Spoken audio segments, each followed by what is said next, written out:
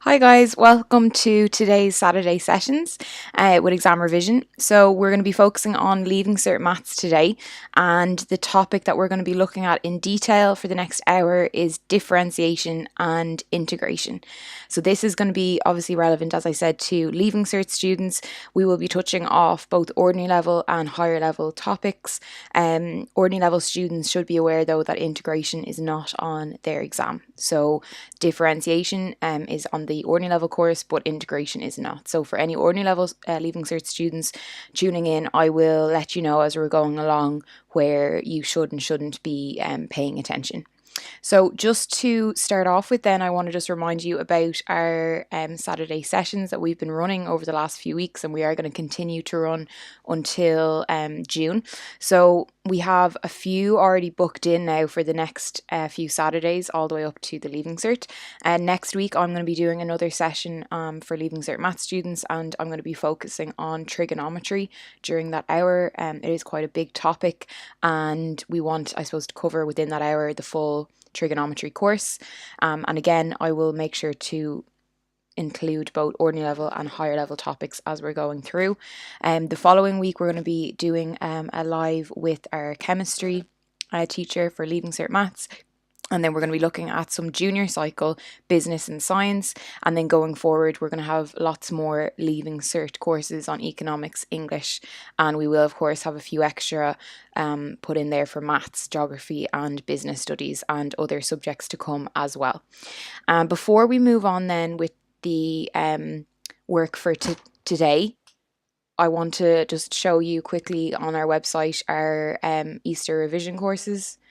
So for anyone who would like, I suppose, a follow-up to this and would like to book in for an intensive revision in any of our subjects, if you want to go onto our website, examrevision.ie, and up in the top right-hand corner, you'll see Book Easter Revision Courses. And we are running them live this Easter over Zoom. And if you scroll down, you'll see all of the different subjects that we have available. We're going to be doing it for both Leaving Cert and Junior Cycle students. So we have lots of different ones. We've got the French and oral preparation course. We've got business, chemistry, geography, maths, economics, English, and we are doing both higher level and ordinary level revision sessions for Leaving Cert Maths. And then for junior cycle, if any of you have any friends or siblings doing junior cycle, we do have English, maths, business, geography, and science available as well. Now, when you look on the website, you'll see it's coming up as $99.99. But if you do book them before the 20th of March, we are giving a €20 discount. So they're going to be on sale for $79.99. So that's just to make you aware. They are going to be 4 to 5 hour intensive revision courses. And if you want to get any more information on the different courses, if you click in here to course info, you'll be brought to more of a detailed overview of what the teacher will be running through during the session. Again, I suppose the main thing to be aware of is these are all expert teachers, and they are state examiners, so they'll be able to give you a bit more of an overview during that 4 or 5 hour sessions. So this one in particular is our French oral prep work. So you can see that if you go down, you'll be told of the different structures for over the course, and that will be there for all of the different subjects. So if you are interested, if you want to click into those, you'll be able to get a bit more information. So that's our Easter revision courses. So we're going to get back onto our maths now, and we're going to get started with our paper 1 topics, and we're looking at, as I said, differentiation and integration. So just a quick reminder, we've looked at this before for any of you who tuned in over our midterm. The different topics that come up on paper 1 and paper 2 of the Leaving Certificate maths course. So we are going to be dealing with differentiation and integration today, which do come up on paper 1 of the higher level course. And again, I would have already shared this overview with you, but I think it's great to look at again, particularly because if we look at the kind of light blue sections of the different year group breakdowns, we can see that differentiation and integration do come up very frequently. Okay, so we can see in 2020 we had it in question 4, question 6, question 8, question 9. 2019 we had it in question 3, 4, 8 and 9, and you can really see there's a very strong trend across the previous number of years for the Leaving Cert course. And I suppose the other thing to be aware of, both for higher level and ordinary level students, is that differentiation and integration for higher level students can come up in like other areas. So that's why you see it does feature rather heavily in the question like 7, 8 and 9s, because it can be very easily added in with a functions question or trig functions and things like that, algebra, etc. So it does lend itself quite nicely when they are trying to kind of mix together different topics. Okay, so we're going to keep going then. And as I said, this is our focus for today, differentiation and integration. So I have marked on with HL in brackets beside the higher level topics that are only relevant to higher level students. Everything else, though, is related to both ordinary level and higher level. And I suppose that is the great thing about the new course that came out a number of years ago. If anyone is, let's say, swapping between higher level to ordinary level, you'll see that it is the same content that you would have been building on within the higher level course as well. So for any ordinary level students watching this, the things that I'm going to go through now for the next little while are very much relevant to your course, because maths is maths. The process, the understanding is the same whether you're an ordinary level or a higher level student. And I think that's brilliant, because particularly for higher level students, you guys need to be aware as well that even though you might think, oh, I probably should focus on all the ones that say HL beside them, absolutely not. You need to make sure you know all of this stuff.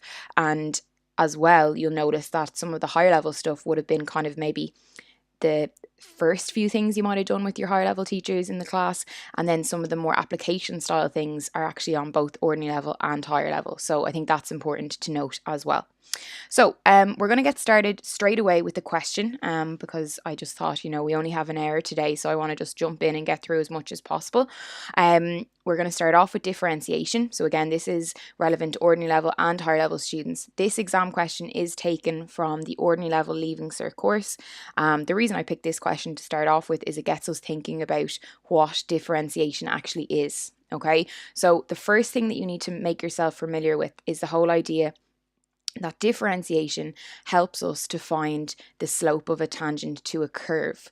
So if we go back to your junior cert or your junior cycle, what you would have learned about was if we had straight lines, we would have used formulae, we would have read them from our graphs, we would have been able to come up with the slope of a straight line. And then you come into Leaving Cert and we say, well, actually, we want you to be able to find the slope of curves.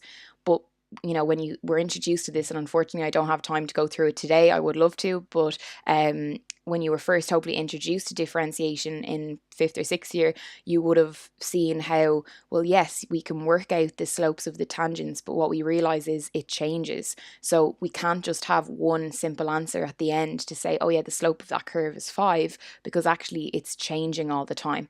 And that's where differentiation comes in, because it gives us the slope of the tangent to the curve at a given point, and we can then sub in that given point and work out that slope. So as I said, this is an ordinary level Leaving Certificate exam question, but I would definitely say to higher level students, you need to make sure you fully understand this too, because this is the kind of bedrock of what differentiation is all about. So first of all, we're being asked to differentiate the function. So we've got our function here and we're being asked to differentiate it with respect to x. So just to start off with then, I'm not going to go through the real basics here of differentiation. I hope people kind of will have some understanding of it. If you think you need to start from the absolute ground up, I would definitely recommend going on to ExamRevision.ie and watching our introduction to differentiation video, which can be found in both the ordinary level and higher level videos. I'm just going to get straight into some of these questions, but of course I'll try and explain it as we're going along. So you might remember when we differentiate, we say f dash x. And just a reminder, if this had have been y, if the function was y equals to 4x cubed minus 3x squared, etc., when we differentiated, we'd say dy dx, because we're differentiating y with respect to x. But in this one, we're going to use f dash x. So the rule is that you take the number on the x's shoulder and you bring it down and you multiply it by the constant that's in front. So it's going to be 4 multiplied by 3, which gives you 12. And then we lower the power by 1. So it's going to become 12x squared. We're going to do the exact same thing again to the next term. So the 2 is going to come down, hit off the minus 3. So we've got minus 6x. We lower it by 1. So that just gives us x to the power of 1, which we don't bother writing down. And then we differentiate the plus x. So that's going to give me plus 1. Okay, now the reason why that works is because that x has a 1 on its shoulder. So 1 comes down and hits off the invisible 1 in front of it, and then the 1 on the shoulder turns to 0. So basically you're left with x to the power of 0, which is actually 1. So you have 1 by 1, which gives you 1. And then when we differentiate a constant, it goes to 0. So basically minus 7 goes to 0, so we don't bother writing it down. So that's your first part done and dusted. You've differentiated it. And while on the high level curriculum, you might not simply just get that question to begin with, it would certainly be part of a bigger question. So as I said, we're building on this the whole time, and we're hopefully building on our understanding as well. Okay, moving on. Now we're asked, find the slope of the tangent to the graph fx equals to 4x cubed minus 3x squared plus x minus 7 at the point 1 minus 5. Now, some of you might be looking at this now and thinking, oh yeah, that's so simple. I know what I have to do. I'm just subbing in the number 1. But I want you to just pause for a second and think to yourself, why are we doing that? Because we might look at this question and we might see slope of a tangent to a graph and we might think, what's that again? What chapter does that relate to? So I want you to again bring it back. I know in part 1 they did use the word differentiate, but let's pretend they hadn't. They could have easily just asked us question 2 without having asked us question 1, part 1. So again, whenever you're asked to work out the slope of a tangent to a graph or to a curve, you need to differentiate. Okay, now we've obviously already differentiated that function, so we can just use our answer from part 1 here to start this off. So we differentiate it and we get 12x squared minus 6x plus 1. And they want us to work out the slope of the tangent to the graph at this particular point. So again, that's your answer at any point, but we want it at this particular point. So I need to sub in the x value, which in this case is 1. So we're going to take our function and replace x with 1. So it's going to be 12 bracket 1 squared minus 6 times 1 plus 1. So that's going to give me an answer of 12 minus 6, which gives me 6 plus 1, which gives me 7. So the slope of the curve at that particular point is 7. Now remember, that's only at that point. This function is obviously, it's a cubic, so it's going to change. So again, just be aware that it's only at that particular point that the slope is actually 7. Moving on then, it says, hence find the equation of the tangent to the graph at this point. So again, this is very much on the ordinary level and the higher level curriculum. We're being asked to find the equation. Now, if this came up on a higher level exam, maybe you will just be asked that straight away. Maybe part 1 of a question would be, find the equation of the tangent to the graph at the point 1 minus 5 of this function fx equals to blah, blah, blah. So you may need to have part 1 and part 2 there ready to go, but you might not be asked it on the exam. So again, we're being asked for the equation of the tangent to the graph.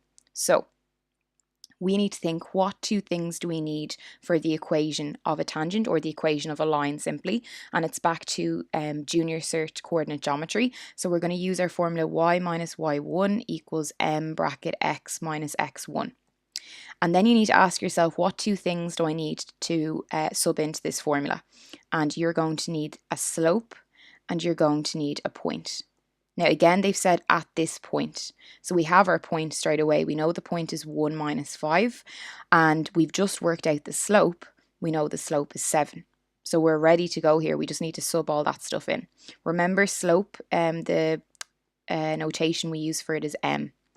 So it's going to be, and I should label these as well, x1, y1. So it's going to be y minus 5 is equals to 7 bracket x minus 1.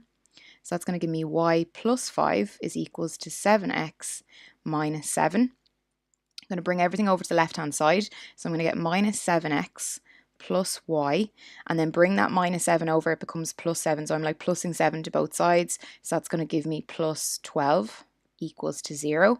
So then I'm going to change the leading coefficient to positive. So it's going to be 7x minus y minus 12 is equals to 0. And that's your final answer. Now, in this question, they didn't actually say what way to leave your equation. So if you left it in the form y equals to mx plus c, that would also be fine in a question like this, because they didn't clarify what way they wanted you to leave your answer. So that's just a quick recap of, I suppose, how to differentiate, and then again really getting you to start thinking about what does differentiation actually do. It helps us to find the slope of the tangent to a curve at any point, and if you want to find it at a particular point, you're going to sub in using that point. Okay, so the next thing we're going to talk about then is turning points. And I should also say, guys, as well, if anyone has any questions as we're going along, feel free to go onto our Instagram page, and there should be a question box up there, and you can put the questions in there as well as you're going along, and I'll try and keep an eye on it. So if there is any kind of immediate questions, you can send them through to us there, and I'll try and keep an eye on it. And if any of you guys would like the notes from today's class, also there is a Google form in the video description below, so you can write your email in there, and one of the guys will send you out the notes either later on today or tomorrow. Okay, so moving on then, we want to start talking about turning points. So again, this is relevant to both the higher level and the ordinary level curriculum. So whenever you're asked in the exam to work out a turning point, or sometimes you'll hear them called the maximum and the minimum points, we need to think about, again, what does differentiation do? So we need to remember that differentiation helps us find the slope of a tangent to a curve at a given point. Now, how can I link that with a turning point? Well, hopefully, again, when you're in school, you would have probably done a little bit of kind of discovery work with this, or looking at graphs and things like that. You will notice, if you look to the top left-hand side here, you will notice that at a turning point, when we're going from, let's say, a positive to a negative slope, or from a negative to a positive slope, there is going to be a point where the slope is 0. And that's the rule, or that's the trick that you need to remember. So as soon as you are asked for a turning point in an exam, again, whether you're a higher level or an ordinary level student, you need to remember that therefore dy dx, which remember represents the slope, must be equals to 0. That's the trick that needs to pop into your head straight away. So if you're being given a function and you're being asked to calculate the turning points, you are going to have to differentiate and let your answer equals to 0. So if you look at this example here, okay, so we have this function and we're asked to work out the turning points. So step 1 is we work out the slope by differentiating, so dy dx, and you get your differential. Then you need to say to yourself, okay, to get the turning points, I need to let this equals to 0, which is what we did down here. So 3x squared minus 12x plus 9 equals to 0. You could divide across by 3 there if you wanted to. In this particular example, they've used the quadratic formula. You could obviously just factorize it because the numbers are nice, but either one will work perfectly. You'll work out your two x values, and then you need to sub them back into the original polynomial. So go back right up to the original function you were given and sub in each of them to get your y value. And that will give you, so for this particular example, you'd say that the 0.12 is a turning point and the 0.3 minus 2 is a turning point. Okay, so that's the first thing you need to remember with turning points, is that you let dy dx, which is the slope, equals to 0 to find them. Now, then you go on, and sometimes you're asked to figure out the nature of the turning points. So you might be asked to actually work out, is that a maximum or is it a minimum point? Now, if you're given it on a diagram, it's obviously going to be very easy to figure out which one is the max and which one is the min. But sometimes we don't have a diagram. So we need to use other ways to help us to figure it out. And again, there's another rule that we need to learn for this, and that it's all to do with looking at the rate of change of the slope. Okay, so I suppose the kind of most straightforward way of thinking about this is that if we want to work out the rate of change of the slope, we need to take the slope, which remember is dy dx, and we need to differentiate it again. Okay, so we do the second derivative if we want to work out the nature of the turning points. So I'll show you with this example here next. So you've got your first derivative. So then you're going to differentiate this again. So again, the 2 is going to come down here and you'll get 6x, and the 1 on the shoulder with the x will come down and you get minus 6. So this is your second derivative. Okay, and what you're going to do with your second derivative is you're going to substitute in the x values that you have for your turning point. So if we go back, I'll just go back 2 slides here for a quick second, we can see that the turning points that we had were 1, oh sorry, this is actually a different question, so sorry, that's not the same one. So we can see we have coordinates -1 and 3 here. Okay, so we've got -1 and we've got 3. So what we're going to do is we're going to start off by subbing in the -1 in here, and we can see it's done down here. So into the second derivative, we sub in -1 and we end up getting -12. So because our answer is less than 0, we're going to say that it's a maximum. Okay, so what you need to remember is when you substitute into your second derivative, if your answer is less than 0, it's going to be a maximum. So it's kind of counterintuitive really to what you would expect it to be. And if you sub it in and you get an answer which is greater than 0, so we can see in this one they got +12, we say that it's a minimum. Okay, so again, let's go through those steps again really quickly. When we're trying to work out a turning point, we differentiate once, we let the slope equals to 0, we get our turning points. Then if we want to figure out if it's a max or min, we differentiate again, so we find the second derivative and we substitute in our x values, and if the answer is less than 0, it's a maximum, and if the answer is greater than 0, it's a minimum. Okay, so let's have a look at an exam question then to back this up. Again, this is taken from the ordinary level leaving certificate course, but a question like this, particularly part B, and actually all of it really, could easily come up in some part of a leaving cert higher level question as well. So I'm not going to do part A and part B, but part A and part B are just asking you to work out the coordinates of where the graph cuts the y-axis. So just remember, if you're ever being asked to work out where something cuts the y-axis, you're going to let x equals to 0. And then they're asking you to verify that a point lies on the graph. So you basically just need to substitute it in there for all your x values. But I'm going to just focus on part B of this question that says find the coordinates of the local maximum turning point and of the local minimum turning point. So again, this is from the ordinary level curriculum. So we need to go through a few steps in our head here. Step 1 is we need to say, right, I need to find the turning points first. It doesn't matter if they're max or min, I just need to figure out the turning points. So step 1 is we say to ourselves, I need to work out the slope, so I need to differentiate, and then I let the slope equals to 0. So we're going to start off by working out f dash x. So again, I'm using this function up here above. So it's going to be 3x squared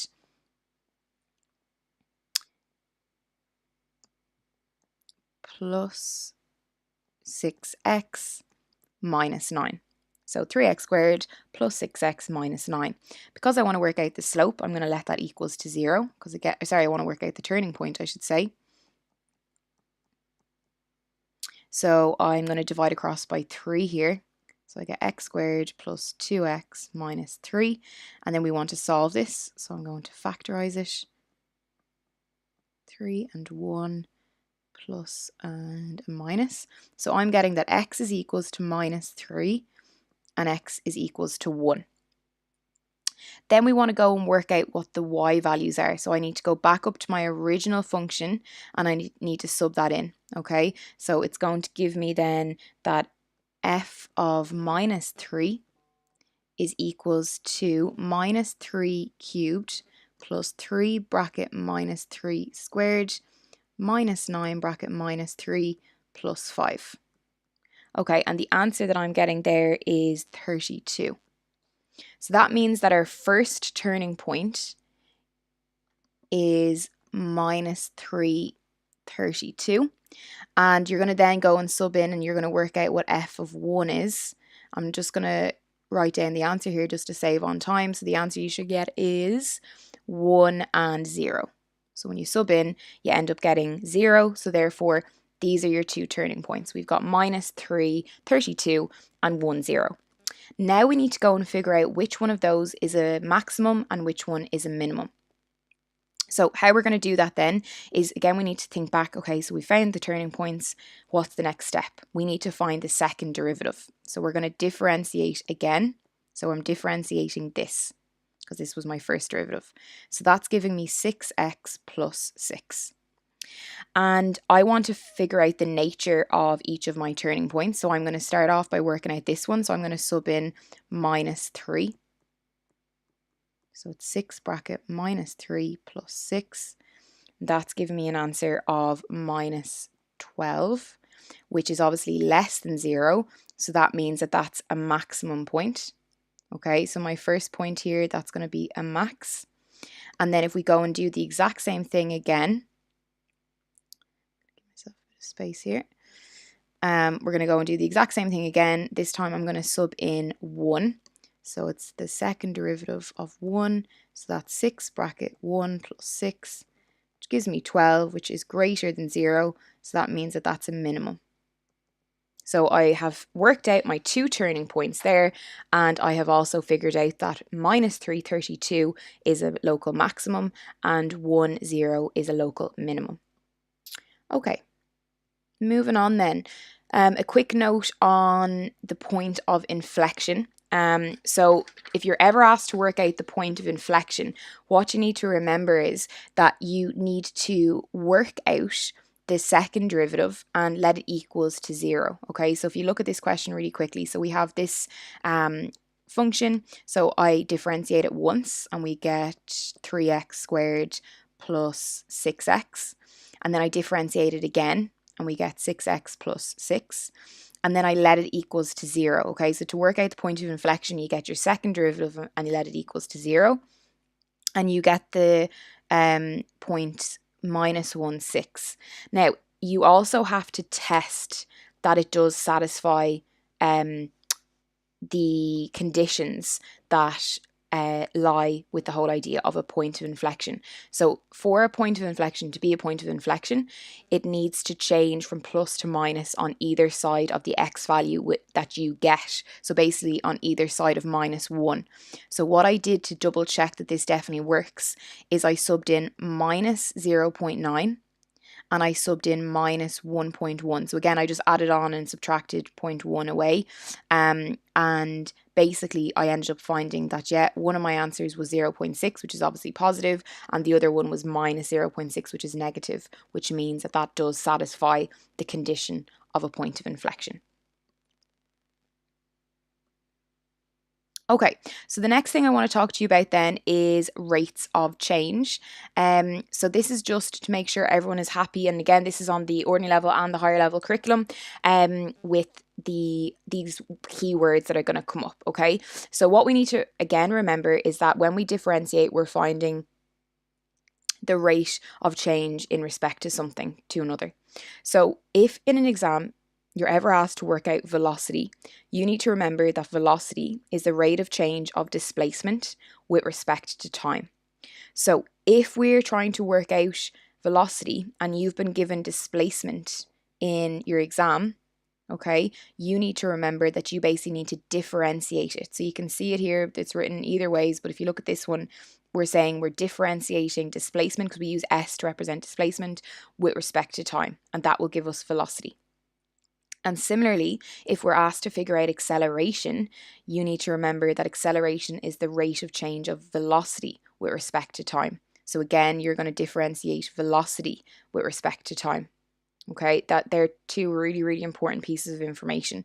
Now, again, this links in quite nicely with integration because we'll go on to integration in a few minutes. But for anyone who has done integration in the Leaving Cert course, again, higher level students only, you will have learned that integration, I should say, helps us to find the antiderivative. So basically to go backwards with differentiation. So this ties in really nicely when you're looking at rates of change in both the differentiation and the integration chapter.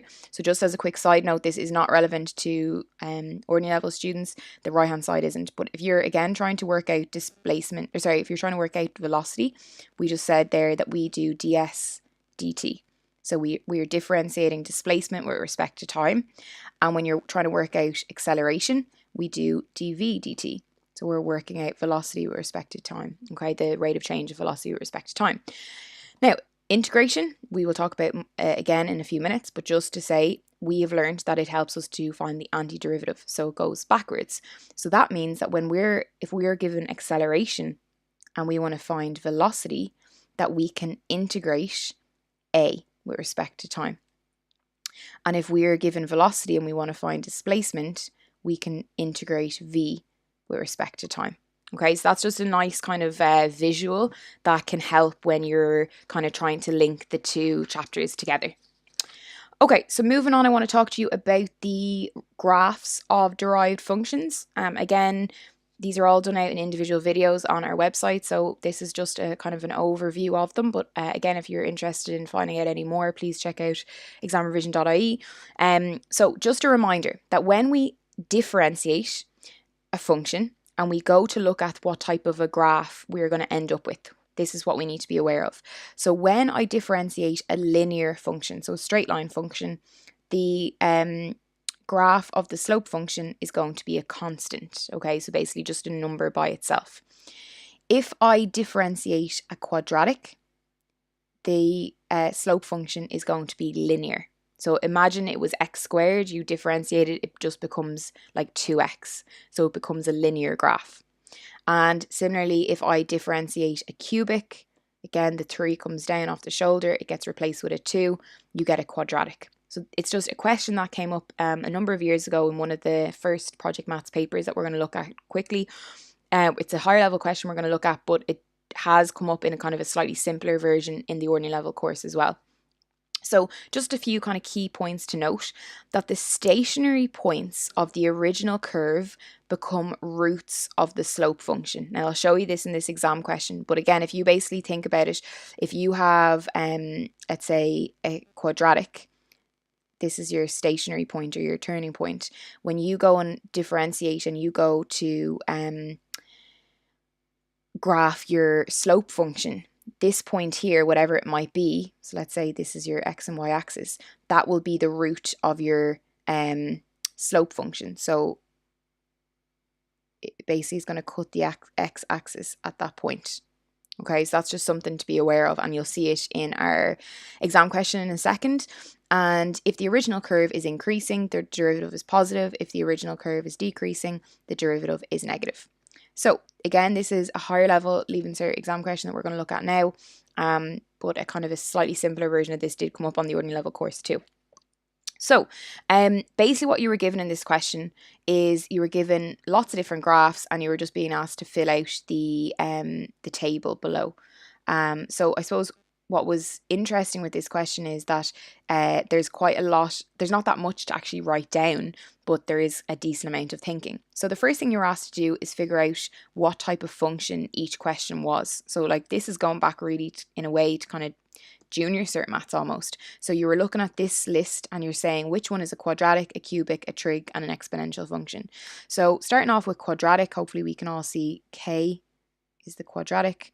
Then we're looking for a cubic, so I can see that f there is my cubic.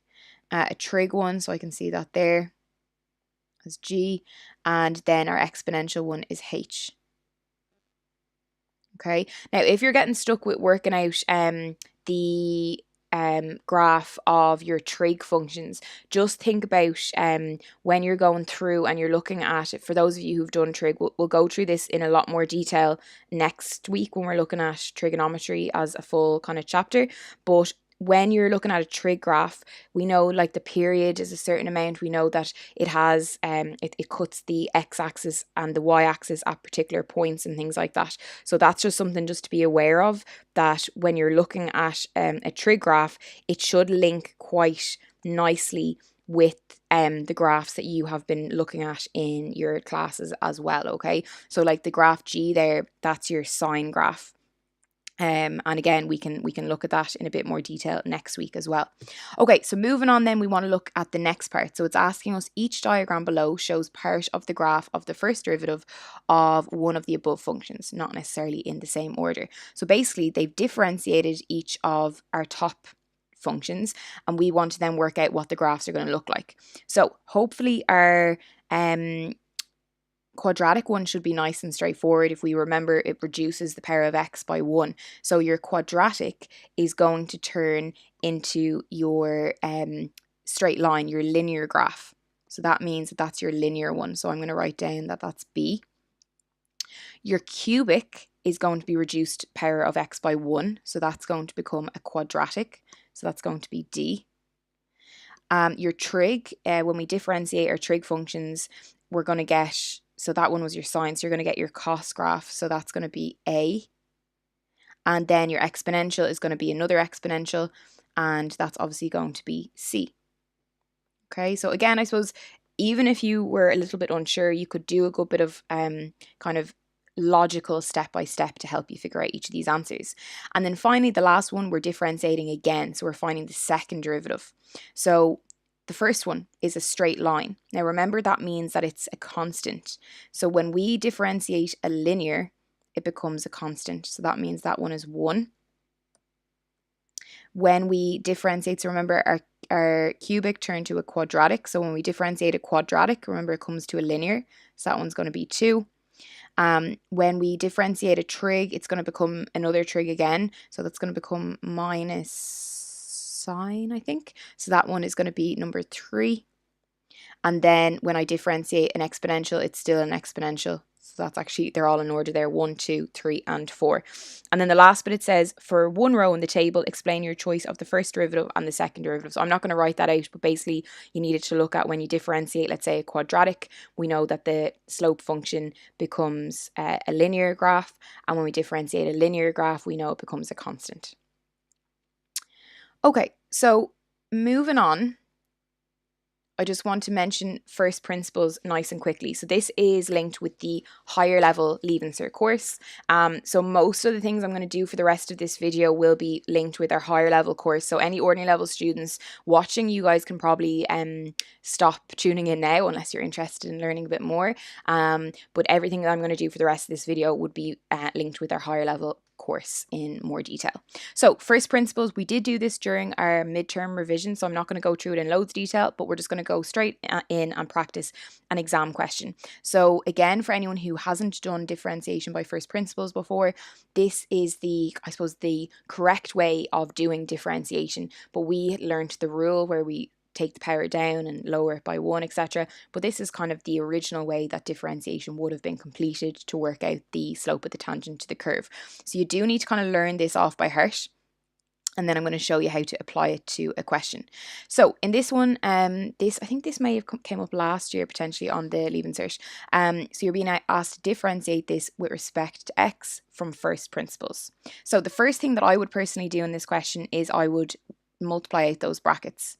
So I'm going to write down fx is equals to, so that's going to be 6x squared plus 12x minus 10x minus 20. And I'll just tidy up those terms there. So it's going to be 6x squared plus 2x minus 20. So that's your fx kind of in a nicer way to work with. Okay, so then the next thing I want to do is I want to start my first principles. So again, going back here, we need to keep this in the back of our minds. So I'm going to start off by working out fx plus h. Okay, so I'm going to do this here. So it's going to be x plus h. So all I'm going to do is wherever there's an x, I'm going to put x plus h in its place. Then we're going to tidy that up. So I need to multiply out this double bracket. So that's going to be x squared plus 2hx plus h squared plus 2x plus 2h minus 20. So then I need to multiply that 6 out, so that's going to give me 6x squared plus 12hx plus 6h squared plus 2x plus 2h minus 20. Okay, again going back, I'm going to do the next part where I minus fx away. So the next section is going to be fx plus h minus fx. Now I'm going to be a bit lazy here. I'm just going to write fx down with the minus. So remember I have to minus it. So it's going to be minus 6x squared minus 2x plus 20. Okay, because look, that's a minus up there. So when I minus it, it changes it to a plus. If I was in your exam, I would write that entire line out again, to be honest, but I'm just trying to do this as quickly as possible. And what we're going to notice is some of the things are going to go to 0. Okay, so that means that when we work out fx plus h minus fx, we are left with 12hx plus 6h squared plus 2h. Okay, next step, again, if I go back to my fraction, we can see we have to divide by h. So I'm going to divide this by h. So h goes in there, it goes in there once, and it goes in there. So we are going to be left with 12x plus 6h plus 2. And then the very last step is we have to send the limit h goes to 0. Again, we should write that all down. So we're going to send h to 0. So that means we're going to be left with 12x plus 2. And that is your final answer there. Okay, now if you wanted to double check your work, I'm not going to have time to go through it now, but you could obviously go and either you could do two things. You could take your original fx function here that we had multiplied out and then just obviously go and integrate or differentiate that, so you get your 12x plus 2 really quickly, or you could go and practice your product rule and you could work it out that way as well. Okay, but that is first principles, and like I said, do write it out a bit neater than I have there, showing each of your steps, showing the examiner you understand your first principles, and have it all written out nicely on the left hand side also. Okay, so I'm not going to have time, and I didn't intend to do it today, but I just added it into the notes. During our midterm session a few weeks ago, I went through the chain rule, the quotient rule, trig functions. I've added them back into this set of notes again. So for anyone who does need to do a bit more work on the chain rule, the quotient rule, differentiating trig functions, they're in there, and we will send these notes out to you. I just won't have time to go through them today because I want to do integration now for the last 20 minutes of our revision today.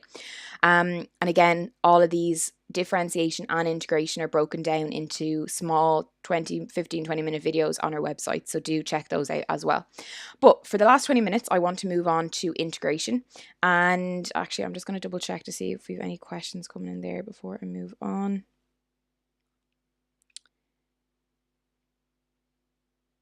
Okay, yeah, so how do we know what's the best formula to use for differentiation? So what I would say to you, if any of you have your formula tables with you there before I move on to integration, always when you're doing a differentiation question, particularly for higher level maths, make sure you have page 25 open.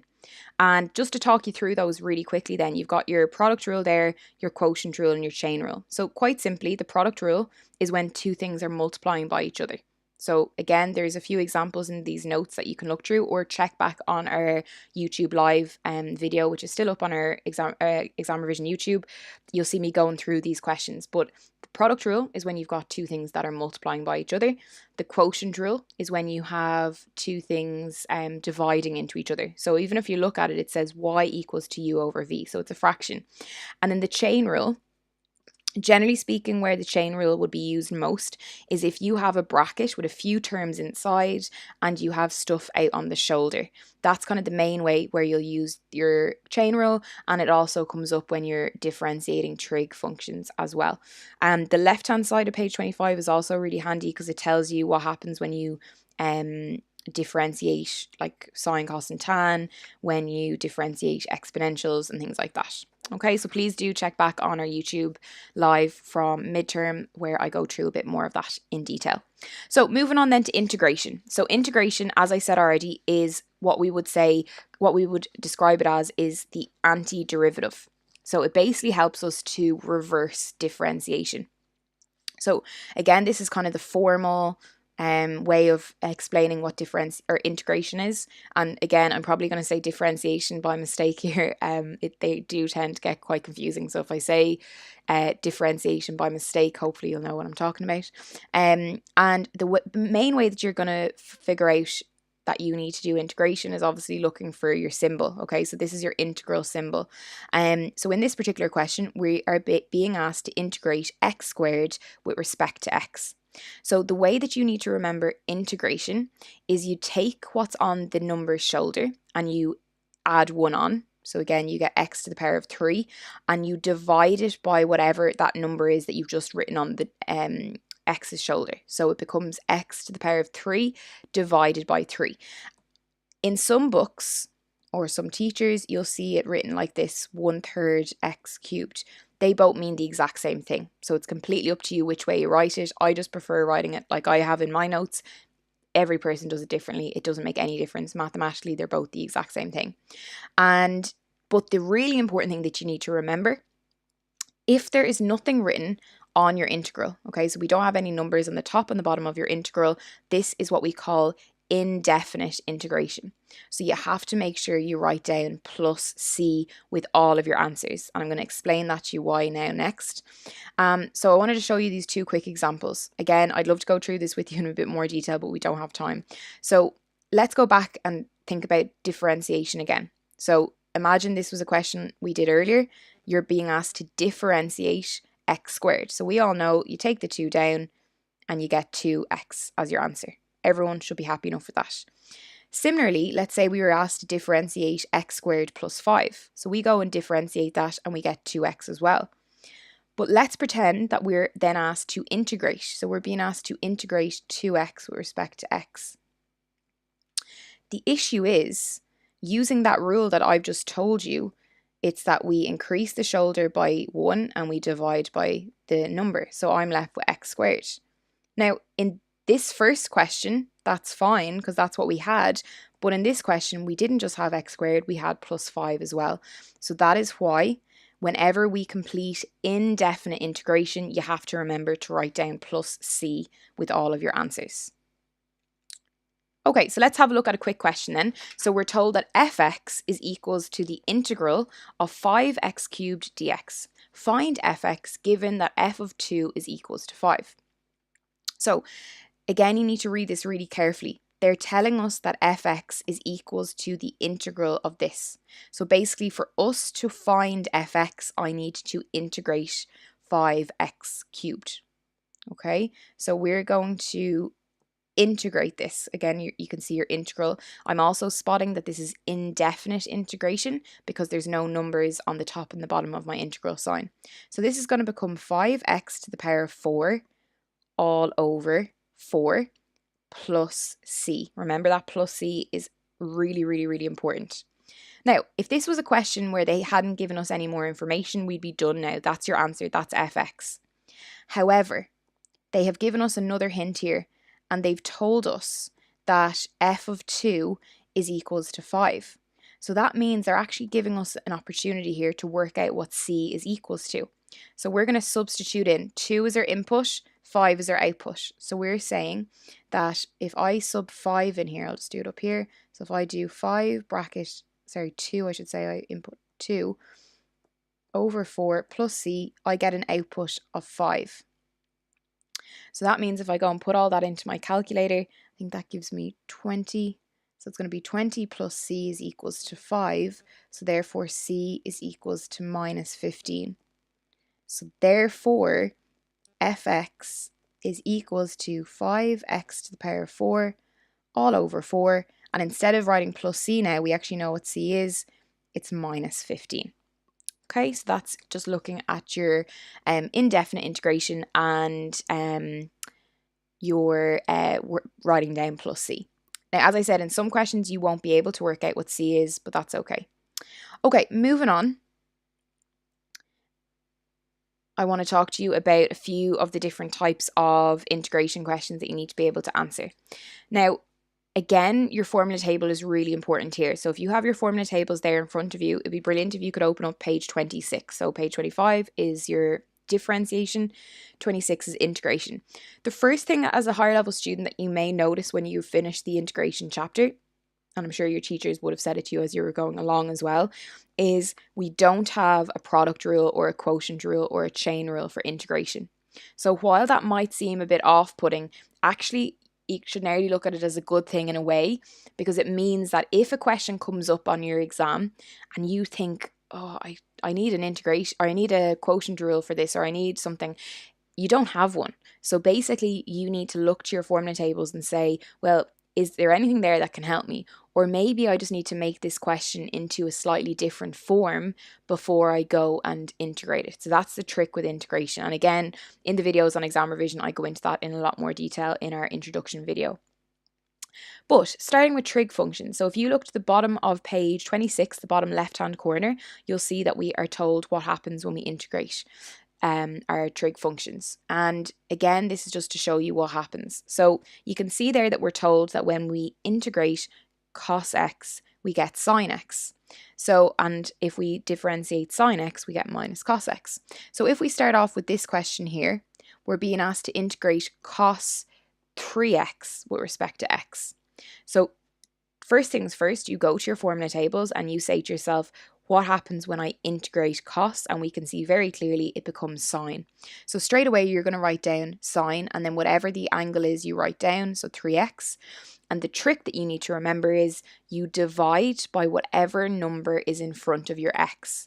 So in this particular question, we divided by 3 because 3 was in front of our x. If that had have been the integral of cos 5x dx, our answer would have been sine 5x over 5 plus c. Again, you need to make sure you're writing down your plus c. That's not written in your formula tables. If we had another one, the integral of sine ax dx, okay, we go and say what happens when we integrate sine? It becomes minus cos. So again, you write down minus cos and whatever your angle is, and then you divide by whatever is in front of the x, which in this case is a. So our answer is minus cos ax over a plus c. Again, this question could have been, or this answer could have been written slightly differently. It could have been a third sine 3x plus c. That means the exact same thing. So it's a personal preference which way you would like to write that, okay? Either one is absolutely perfect from a maths point of view. Moving on then to exponentials. Again, these are on page, or most of them are on page 26 of your formula tables. So please look, if you look above your trig ones, you'll see 3 of them there. So the ones that are in red. So you've got the integral of e to the x, the integral of e to the ax, and the integral of ax. So again, I don't have time to go into the whys on this, but when we integrate an exponential, we just get the same answer again, basically. So when you integrate e to the x, it's just e to the x plus c. But if we integrate e to the ax, you need to kind of think similarly to what we would have done with our trig functions. You write everything down as it was, but you divide by what's in front of the x.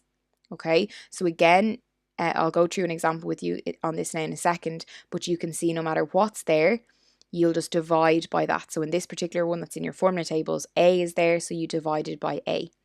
And then if you have a constant raised to the power of x, you need to just write down a to the x again and divide by ln of that constant, your base number in your original question. Again, if it's indefinite integration, just make sure you're writing down plus c each time. Now, there's one other thing I want to mention then before we go on, and it's this one here. This is not in your formula tables, okay? And it's just a quick note to say, if you're ever given a question where you're being asked to, oops, I'll just move it up here. You're being asked to integrate, and there is a to the x, but then there's like plus another constant at the end. Don't worry about that constant. Basically, you just need to remember that you write everything down as it is. So just write it down like that and divide only by what is in front of your x. That's all you need to do for that one. Okay, and again, I'm not going to have time to go through it now in loads of detail, but I've included a few questions here for you, okay? So you can see here we have the integral of 4 e to the x dx. So basically you just forget about the 4, that's a constant, so you just write down your e to the x again and add it back onto the 4 plus c. This question here, you're going to remember that you write it down as it is, but then you have to divide by 4 plus c. So it's going to become e to the 4x over 2 plus c. Okay, but they're all there for you to have a look at afterwards if you want to get the notes.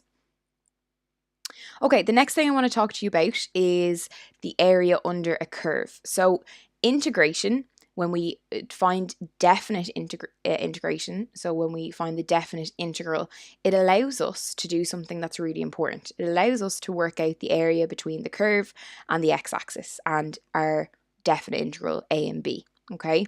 So it's a really, really important thing to be aware of, because if you're ever asked to work out the area between the x-axis and a curve, you need to know. They might not use the word integration anywhere on the page. You need to know, oh yes, this is integration. And we're going to look at an exam question now in a second, okay?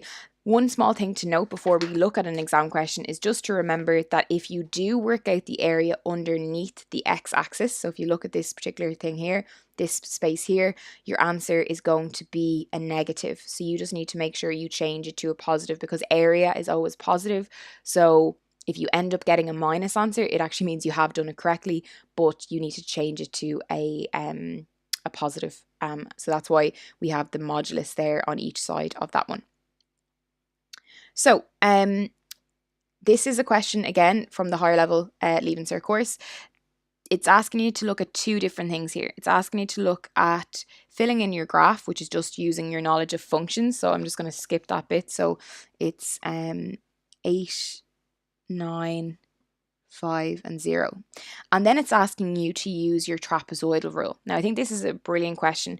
And the reason why I think it's a brilliant question is it's really getting you to think about the link between your integration when you work out the area underneath the curve and what you would have done in the length, area and volume chapter, which is all to do with finding the approximate area underneath or in a shape. So you should have done trapezoidal rule when you did area, length and volume, and this is actually on the ordinary level course as well. Again, I'm not going to go through it in loads of detail, but you can find the formula on page 12 of your formula tables. Some of you may not have done this yet because you mightn't have done that chapter, obviously, but if you have, this is how you do it. So again, it tells you in your formula tables that A is approximately equals to H over 2. Now H stands for the spaces between each of these. So you can see it's 1, it's going up in 1, so it's going to be a half. And then we multiply it by y1 and yn. Now that basically just means your first y value and your last one. So it's going to be 0 plus 0. And then it's plus 2 times bracket. And then it's y2, y3, y4, all the way to yn minus 1. Now that does not mean that you subtract 1 away from your last term. It just means it's your second last term. So you write down all the numbers in between. So it's 5 plus 8 plus 9 plus 8 plus 5.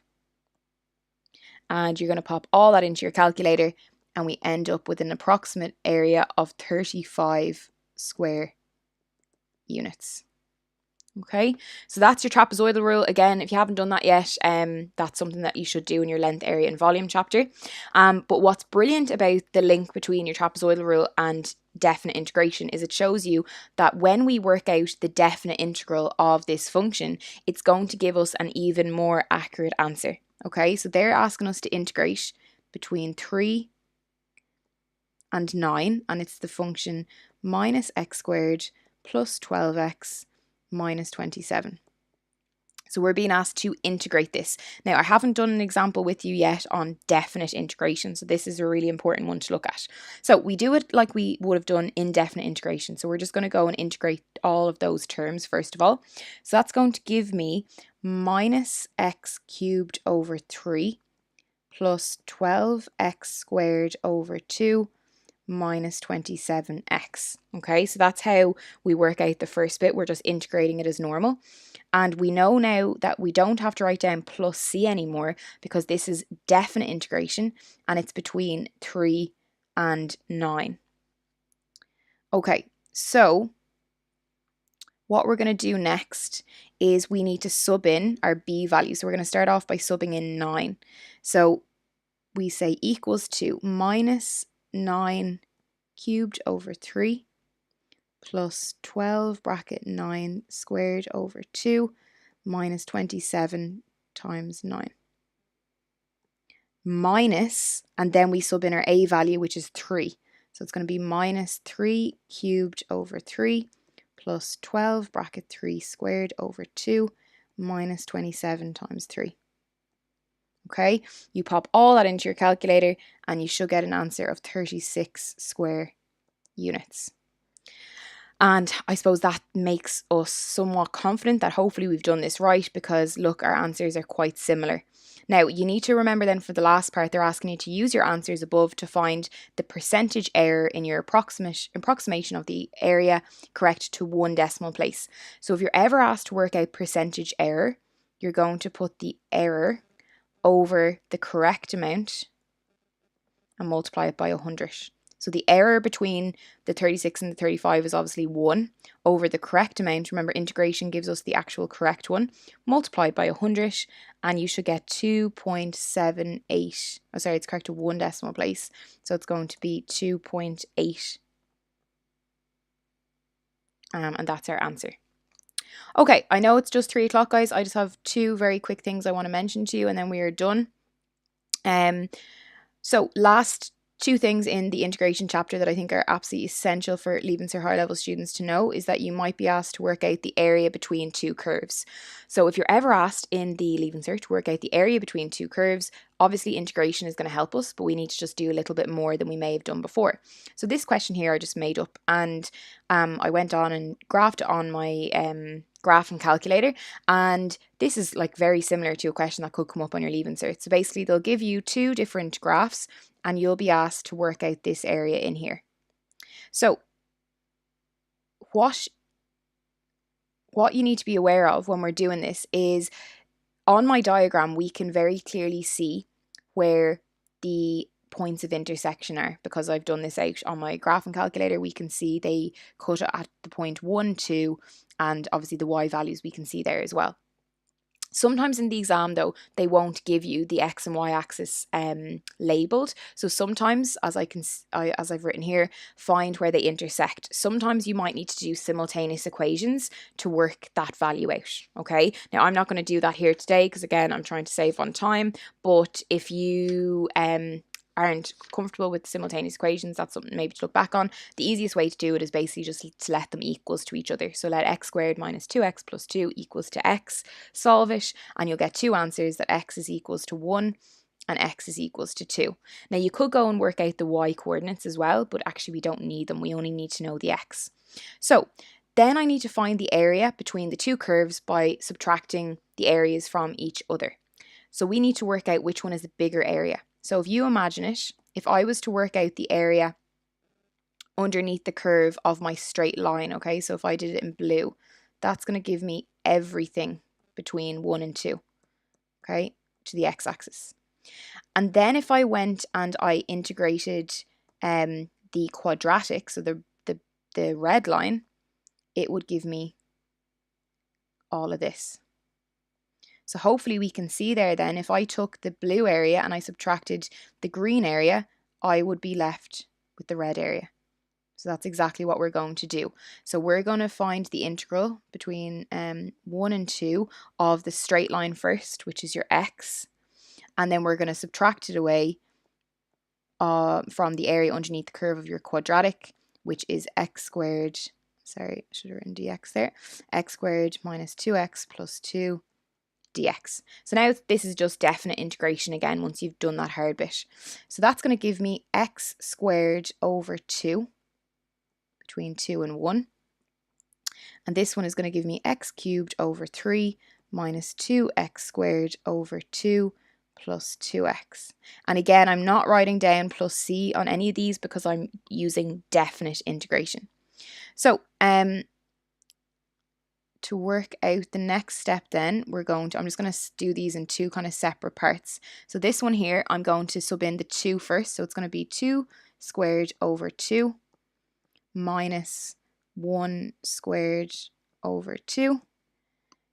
And then this bit here, which remember I have to minus away, is going to be 2 cubed over 3 minus 2 bracket 3 squared over 2. I know I could have gotten rid of those 2's actually as well, but anyway, subtract. So I'm going to sub in 1. It's going to be 1 cubed over 3 minus 1 squared plus 2. And when you pop all that into your calculator, you should get the answer of 1/6 square units. Okay, and again, that was all above the x-axis, so I didn't need to worry about any of my answers being negative. But if that was below the x-axis, I would have gotten negative answers and we would have had to change them to a positive. So that is your trick on how to work out the area between 2 curves.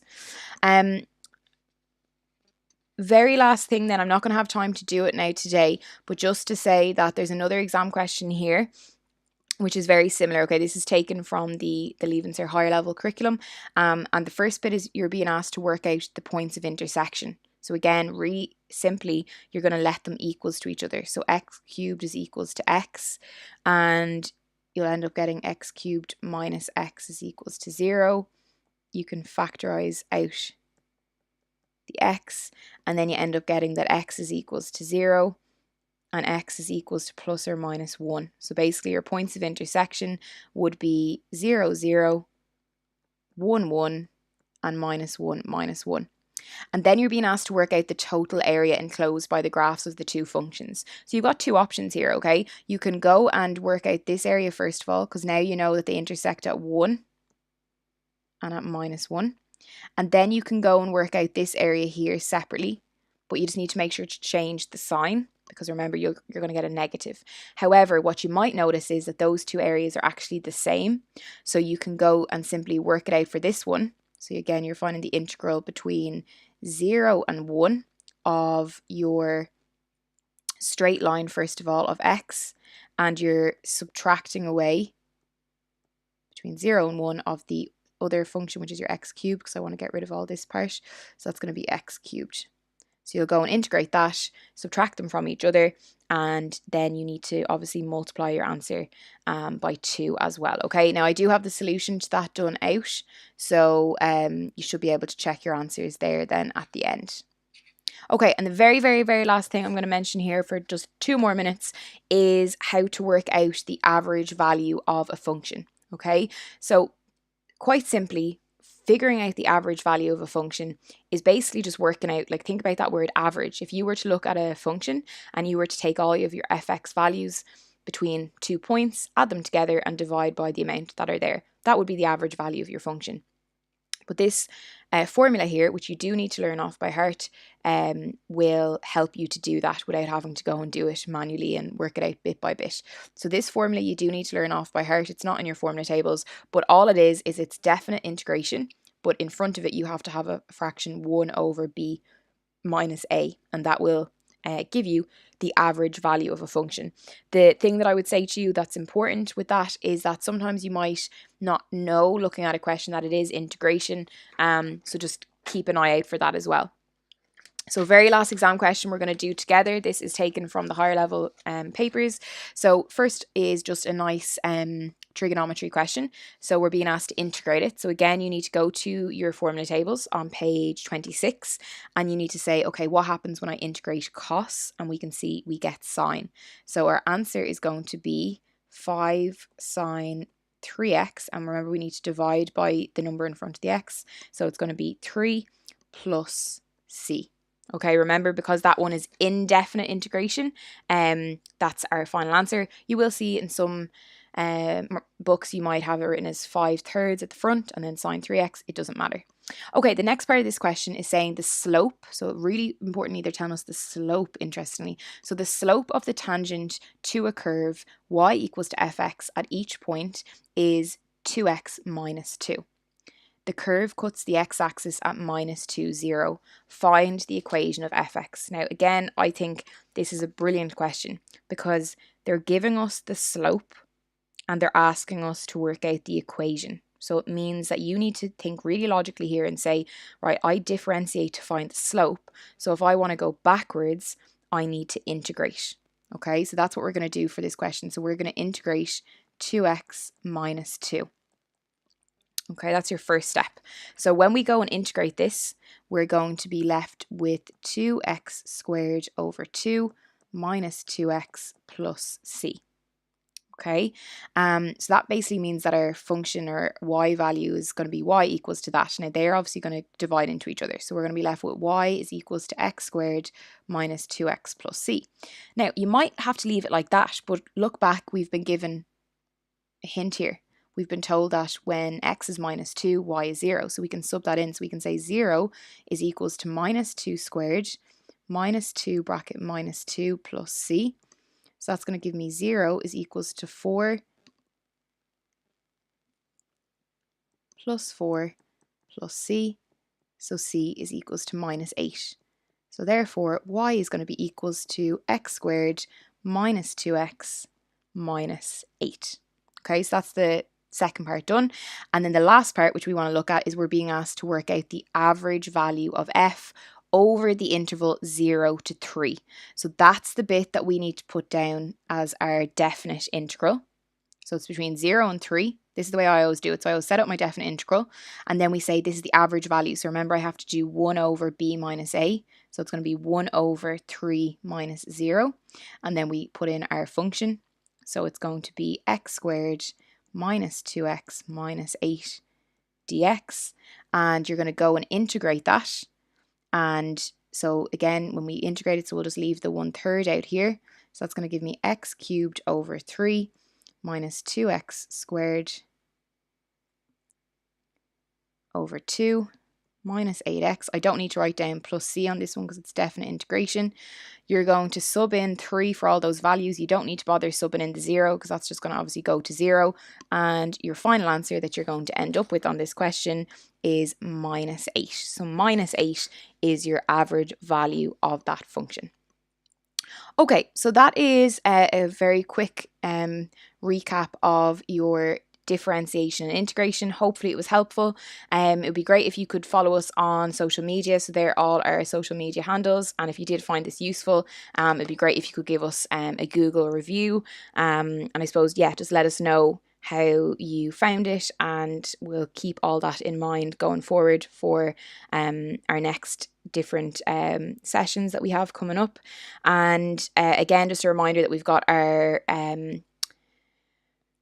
Easter revision courses as well. So if you do have any questions on that one, please let me know. And yeah, if there's any other questions, guys, feel free to send them through to our ExamRevision Instagram account, and anyone who is on TikTok. We do have one of our staff running our TikTok as well now, so I'm sure anyone who is interested may want to give us a follow, and we will be running some competitions on that coming into our Easter courses and things like that. All right, guys, thanks so much for attending today, and I look forward to seeing or virtually talking to some of you next week with our trigonometry higher level maths revision. Thank you.